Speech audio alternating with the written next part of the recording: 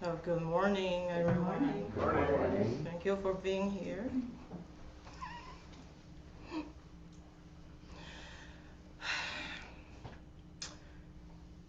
Okay, so I wrote a lot of notes last night.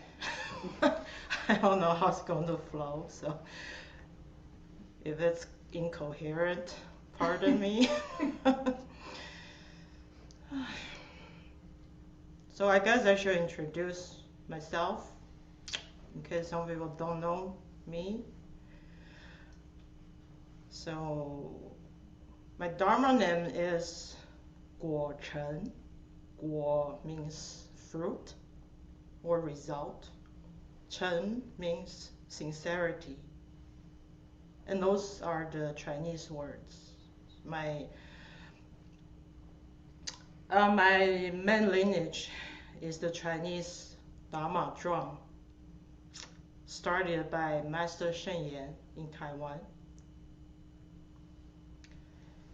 That's why I wear this different vest. This is a Bodhisattva vest I received after I took the Bodhisattva vow. So so in the Chinese tradition, there are two separate ceremony or events for taking the original refuge vow and the Bodhisattva vows.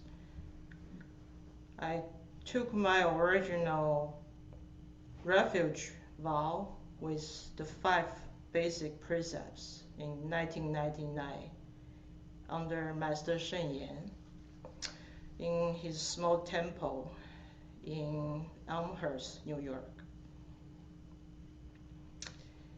At that time, I lived in Chicago. So after the one-day event, I went back to Chicago and I never saw Master Sheng in person again.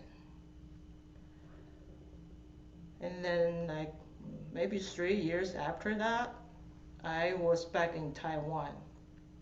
Oh yeah, I was born in Taiwan, I grew up in Taiwan. So maybe like 3 years after I took the refuge vow, I went to the Bodhisattva ceremony in Taiwan. And that was a serious event. It took like 3 days. There was a lot of preparation where we practiced bowing, put on the black robe, practice chanting. That's where we took there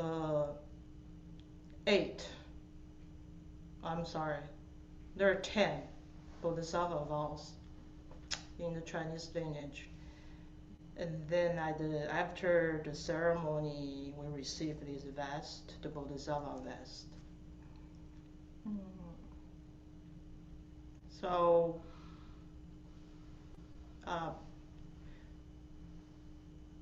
okay,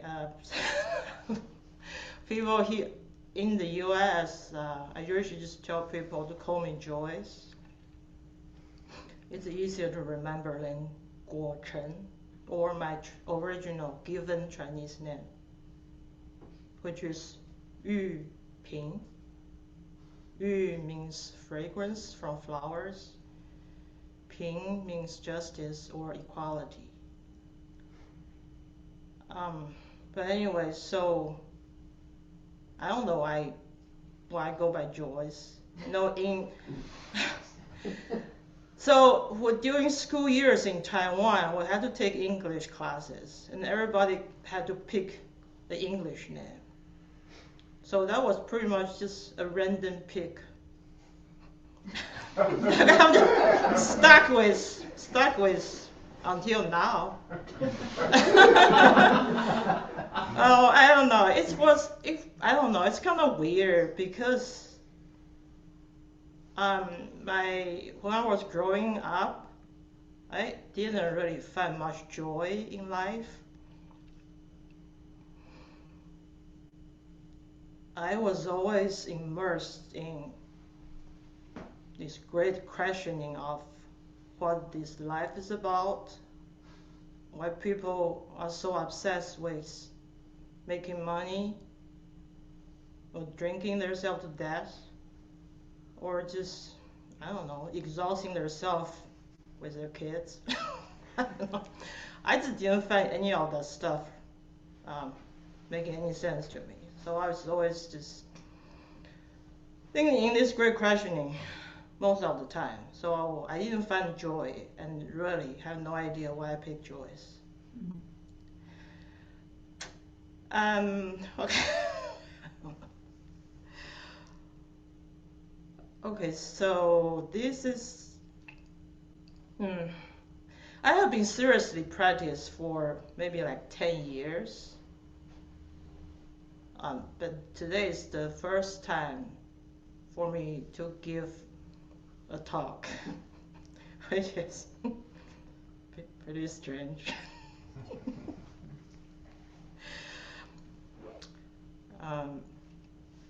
But anyhow, as you know, Buddha taught us karma.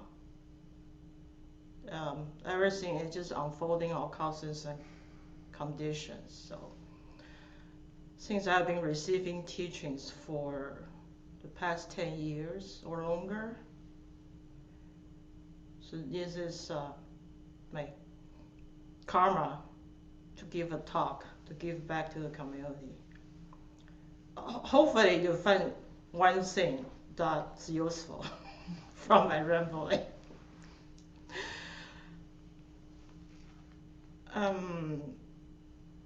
Okay, so I was born in Taiwan in the early 70s.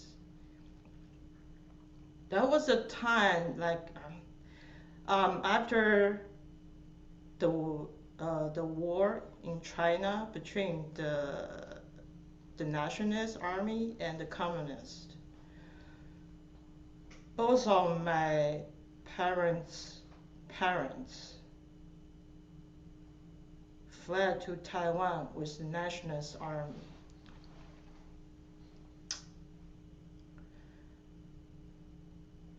So, and then that was the time there was martial law imposed for the whole country. So there were lots of rules. That's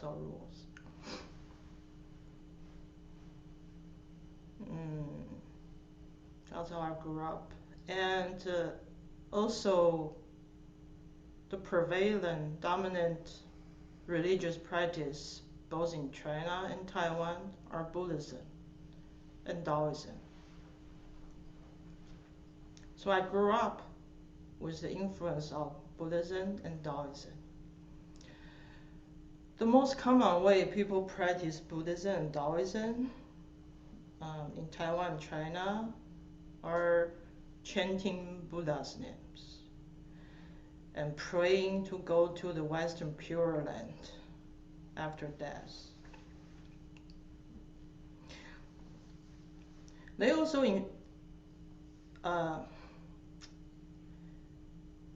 the practice pretty much mixed with Taoism and Buddhism, so there's a lot of praying for immortality and praying for wealth, praying for personal benefits in the practice.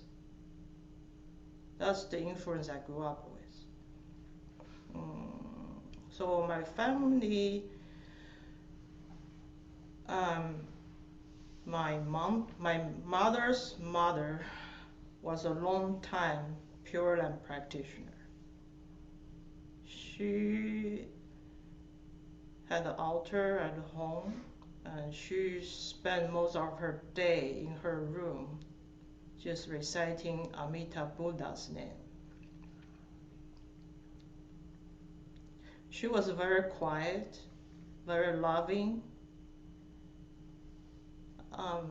content for the difficult marriage she had.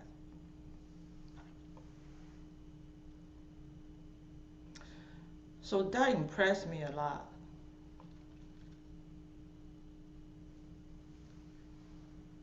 It's not her difficulty was not just in the marriage, but her only son,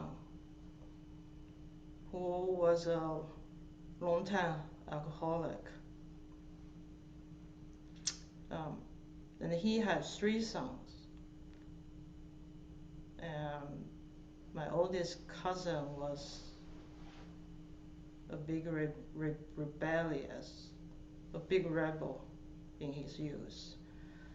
So that's what my grandma had to live with every day. Oh, so by the way, it's very common for a Chinese family, for the 3 generations to live together. So she had so much difficulty in her daily life. But because of her practice, she was always content, loving, and quiet.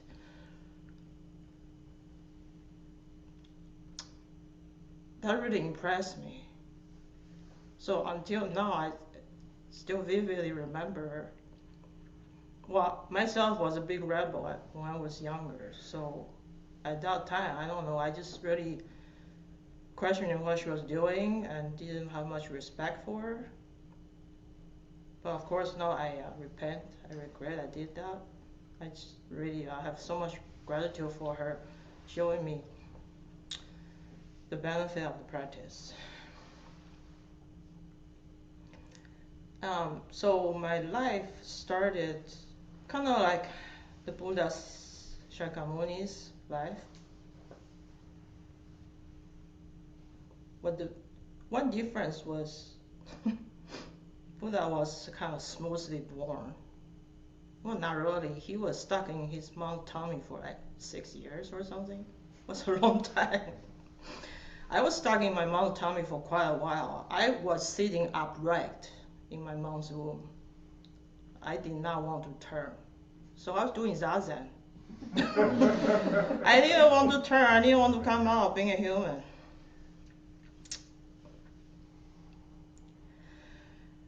So I think I was maybe a little more awakened when I was born than later in my life, in which I feel like I have to learn how to live a suffering of human life. I kind of put myself through the sufferings of human life, just like the Buddha, because I was the only child. My family was pretty well off, middle class family. So my parents just spoiled me all the way they could. I was treated like a princess. And they did not really prevent me from seeing the suffering of aging, sickness, and death. Actually, I witnessed all the aging, sickness, and death in my immediate family, including both of my grandparents, for a long time. Because when I was growing up, my father's mother suffered from a lifelong mental illness because of the trauma she received from fleeing to Taiwan from the Communist War. So I witnessed her mental illness every day.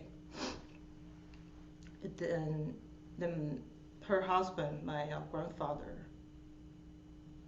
had stomach cancer. And at that time, like 40-some years ago, there was no hospice in hospital or nursing home. So she spent her last years at home, and probably passed away at home too. So I witnessed the whole progression of the suffering from cancer to his dying. I witnessed that every day. And then, of course, my other side of grandparent passed away. The other grandfather also had stomach cancer. Mm, oh, so my Buddhist grandma, she passed so quietly in her room in our house. There was no struggle whatsoever. That also really impressed me. And then they came to my mom. Uh, well, before my mom got sick, she was a practitioner under Master Shen Yan. Well, my mom became Master Shen Yan's teacher first, and then she told me to take refuge with Master Shen Yan. So my mom practiced sincerely with Master Shen Yan for several years, and then she found out she was at the last stage of colon cancer. And she got terrified by it. Despite of all the teachings and practice she was doing under Master Shen Yan, and she was very scared. Um, she always put her in a hospice unit in a hospital where she received great care. But that didn't help. She was scared every moment. And I was so vivid when she exhaled her last breath. I was stay right there at her bedside, so I totally witnessed her fear.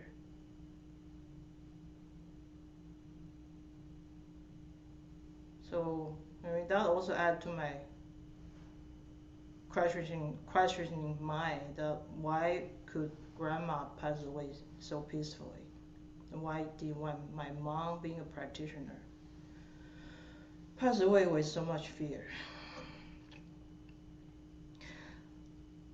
So the title of my talk is Way Thinking Mind. Seriously, I cannot find a straightforward way to say I have a way thinking mind. It's just everything I encounter in my whole life made me question the way people live and want to know if there are other ways to live less fearful, more joyful life. So it's also kind of like the Buddha. He abandoned his royal family and went to live in the forest.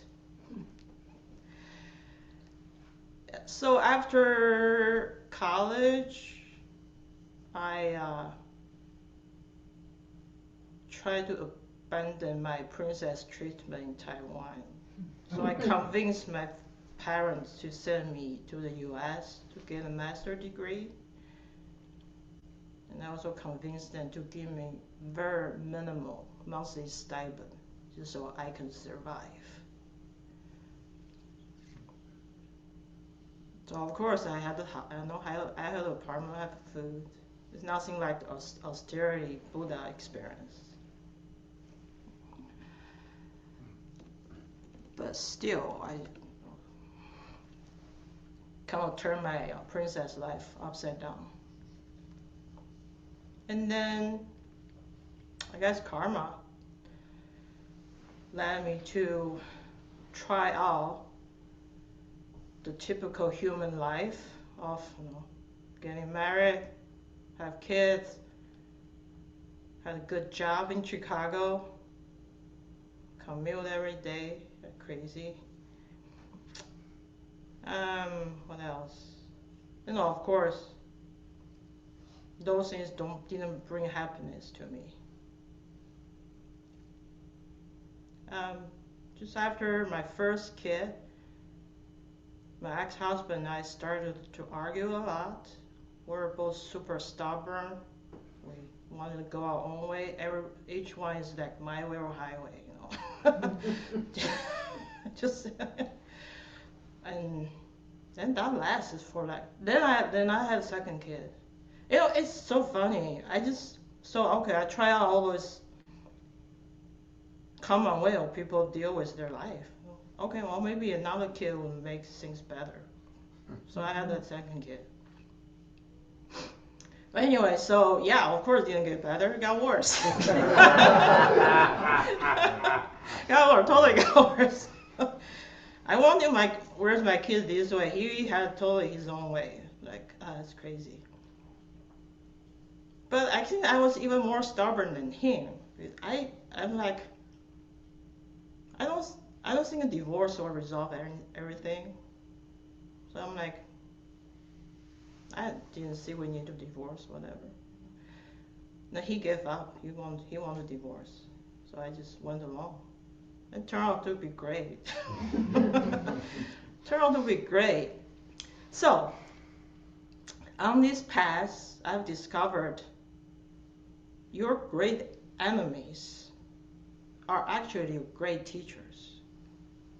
You know, looking back, if he didn't give me all those troubles, I wouldn't have realized, wait, I need to, probably study something like Buddha's teaching to live my life differently. So I'm very grateful for all the difficulties. And then, funny thing is, so after we got divorced, after a year or so, I bought my house. I mean, in the process of buying my new house, there's one of the two contractors who was building my house. I mean, it's funny to say now. He has some kind of crush on me. And then one day he's upset and he said, "Who are you?" Oh my gosh, just that one sentence, "Who are you?" is like a great koan just knocked my head off. I just started crying for like 20 minutes. I mean, that's such a great question. I didn't know who I am. I did not know. I mean, that's the big questioning in my whole life. Then I realized. So then I realized, oh, I need to figure out who I am. That's pretty much when I started being very serious in studying Buddha's teaching and practicing. Also a little sideway, why I stuck with Buddhism. Well, in Taiwan, I tried different religions, but they mostly rely on an outer power, which didn't really resonate with me. I'm very stubborn. I want to do things my own way. I want to find out all the truths by myself. I didn't want to rely on some outer power. So, and then because of all the memories I had from my grandma, my mom, and also the history, the long history of Buddhism. So I decided I had to go back to study the Buddhism. I don't know. What should I say now? Okay, so I guess fast forward. I live in Lincoln, and we have a small Lincoln Zen Center. So after I decided I needed to do some practice, I just started going to Lincoln Zen Center. At that time, the founding person was also the teacher, the priest. So I went every Sunday, listened to the talks and did my own study. I got some benefit from there, but because the way he became teacher was not authentic, not through authentic training. So there's just something off there. But I still go there to sit.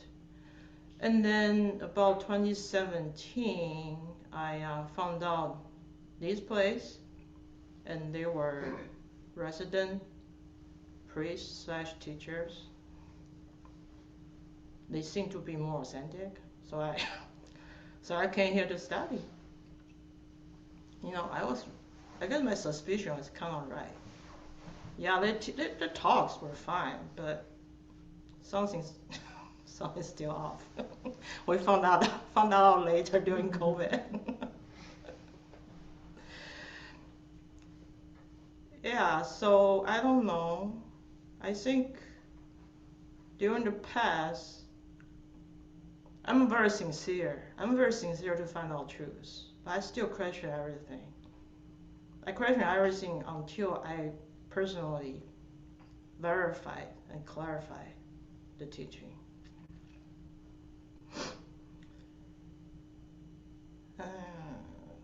What do I want to say now?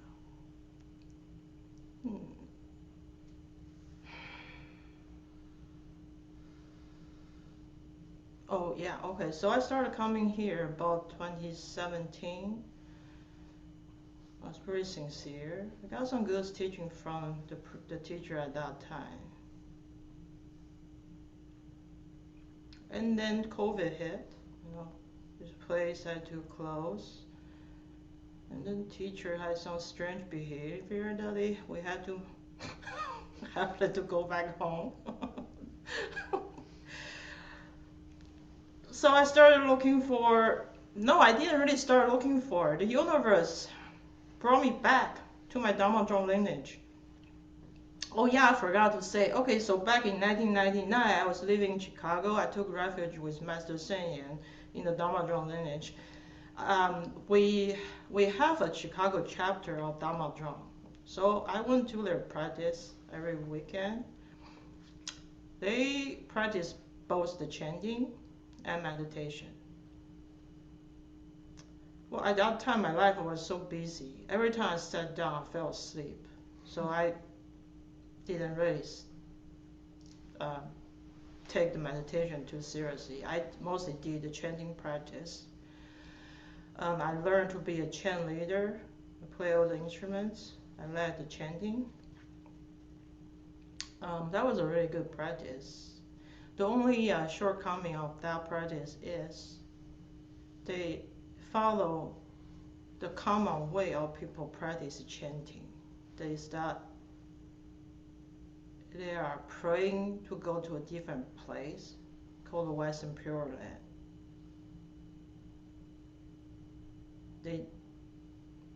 They missed the point. Just recently, about this past year, I discovered the purpose of chanting Buddha's name or all the sutras is to discover all that power and that wisdom within yourself. You're not trying to get somewhere else. You're not trying to meet a separate person called Buddha.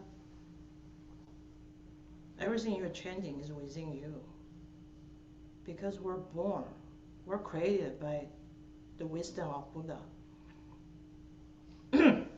You are embodiment of Buddha. What we do is moment to moment just demonstrate your innate wisdom and compassion toward all beings.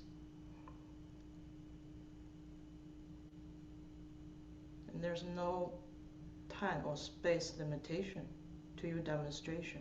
It's throughout space and time.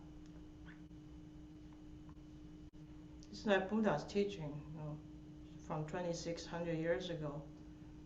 We're still learning, we're still practicing. The wisdom is always there. It's beyond space and time. Okay, back to the COVID time. So the universe led me back to my Dharma brother, Guogu, who is a teacher at his own center in Tallahassee, Florida. I never knew about that place. I swear to Buddha and Bodhisattva, I never signed up to their newsletters. But one day during COVID, their newsletter showed up in my email. And I'm like, what's this place? I took a look and I started going to their online talks and practice and online retreats. And I found his teaching very beneficial at that time. So my teacher Master Shen Yan is a lineage holder from both the Chinese Soto and the Chinese Renzai lineages. He received the transmission from both masters, from both lineages. And then my master Shen Yan started his own Dharma Zhuang lineage based in Taiwan. So in our Dharma Zhuang lineage, we practice both the silent illumination or Shikataza, and also Huatou. Huatou is like a short form of the koan. But we also practice the chanting. So that's the three major practice within Dharma Zhuang. And my older Dharma brother Guogu in Tallahassee, he personally spent a lot of time practicing Huatou. Huatou is a short phrase that doesn't make sense, and then you keep investigating the sentence until you have some kind of opening. So he was big with the Huatou practice, and at that time, Huatou practice really resonated with me. So I was very into practicing with him, and I went to his in-person retreat once, a little after COVID's restrictions were removed. And then I continue practicing the Huatou method for maybe about 4 years. I found it very helpful because Huatou cuts through directly to the ego grasping. So I found that very useful. And I had some small opening too from the Huatou practice.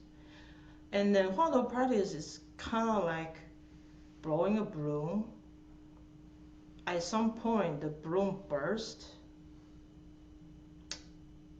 That burst of energy is just not there. So at that point, I turned back to silent illumination or Shikataza, just letting go of mind and body. So about 2 years ago, one of my Dharma Zhuang friends introduced me to Master Gilbert Gutierrez. He is one of the Western late Dharma here by Master Shen Yan. His practice is basically you are Buddhas. If you just see through all the illusory covers of your ego grasping, there's no self, no others. There's just the luminous wisdom and compassion of Buddha. So it really cuts through to the root of the suffering, which is the ignorance. Well, ignorance is just an English translation from a Sanskrit word, which I don't remember. But ignorance is more like, your self-nature, your true nature is just the luminous wisdom. But somehow this luminous wisdom started creating projections, and then in turn grasp onto these projections as objects, as grasping these projections as separate identities. That's where the duality came from. So with Master Gilbert's teaching, the practice turned to just rest moment to moment within your innate wisdom and compassion. Just don't let your ego get in the way. Don't create a duality that's not there. That right here this body and the label of Joyce, it's just a projection. It's not inherently real. It's just a projection. All of you are projection too. We're projecting onto each other.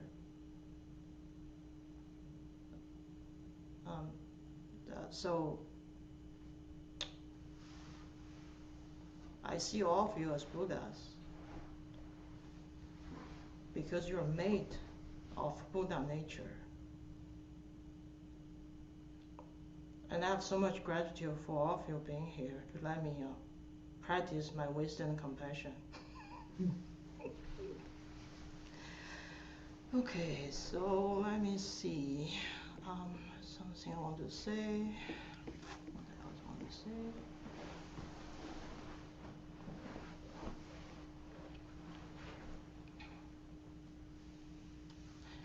Okay, so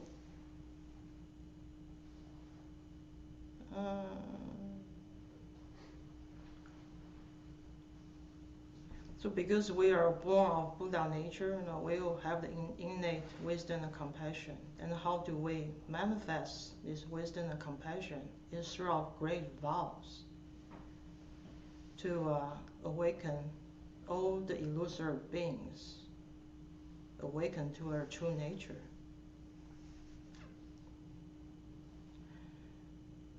That's also a major part of my practice. Just always have the great vow to guide or awaken all beings wherever I meet them. So I guess a couple of days ago, I had this message exchange with my Master Gilbert. I told him, sometimes I get critical with some teachers' teachings, and I wrote complaints, and Master Gilbert said, "Oh, be soft with your criticism, or they might stop you from teaching." And it's so funny. I don't think Joyce wrote the response. It's the wisdom and compassion wrote this response to Master Gilbert. So the response was, they closing the door doesn't bother me. Our wisdom is to show everyone awakening to the truth, not to help them keep sleeping in delusion. People can shut the doors on me as long as one day they see a little wisdom in what I say, or if there's any wisdom. And as Master Gilbert always said to us, he has all the times of the whole cosmos to teach. There are also infinite places to other realms to teach too. I mean, to all the realms, all the infinite places, to all the realms to teach too. If all humans shut their doors on me, I'll find other doors to go to the other realms. The great vow is throughout space and time. There's no regressing in the slightest. So to summarize this rambling, I think what really keeps me on the path is the great questioning mind, my sincerity, and the great vows. I mean, this is really not really like Joyce's stuff. All this came from your innate wisdom, our innate wisdom and compassion. So, if we keep these three